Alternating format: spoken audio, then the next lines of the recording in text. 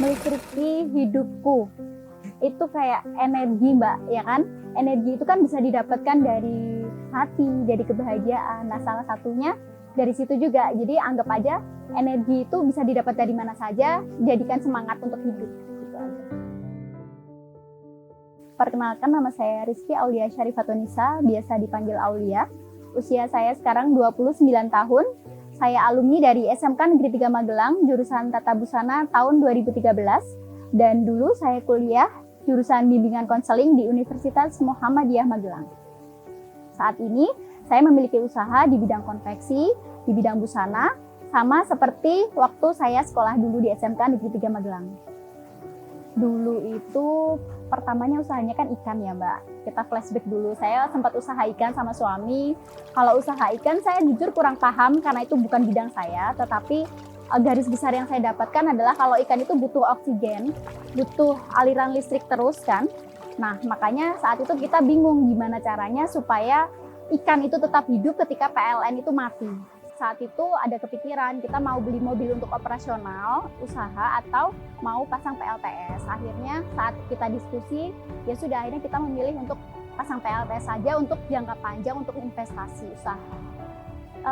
Kenapa PLTS? Saya tuh dulu pas jahit kan, kalau saya kan kerja sama brand-brand itu kan deadline ya, Mbak, seminggu sekali harus langsung pengiriman kayak gitu, nggak bisa mundur. Kalau mundur pasti saya kan kena punishment kayak gitu ya.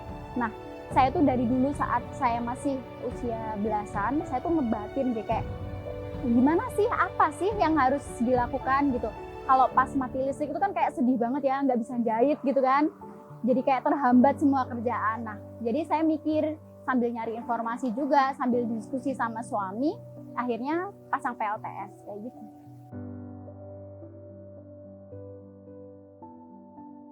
Perkenalkan, nama saya Bapak Budi Waluyo. Profesi saya di sini di CV Nurisba sebagai maintenance lah gitu, maintenance di PLTS-nya Nurisba sendiri.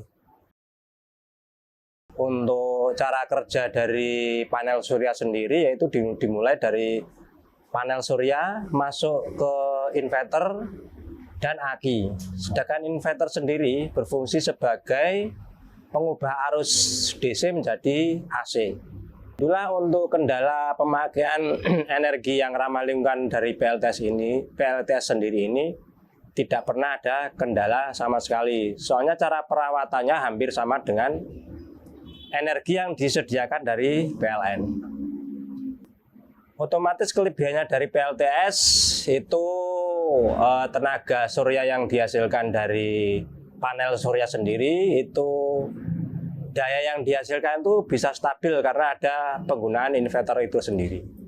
Keunggulannya yaitu untuk PLTS sendiri kan cuman membutuhkan intensitas cahaya bukan dari panas matahari. Jadi kelebihannya itu begitu cuaca cerah, otomatis panel surya dapat menghasilkan energi yang dimanfaatkan untuk mengcover atau membackup dari konveksi itu sendiri.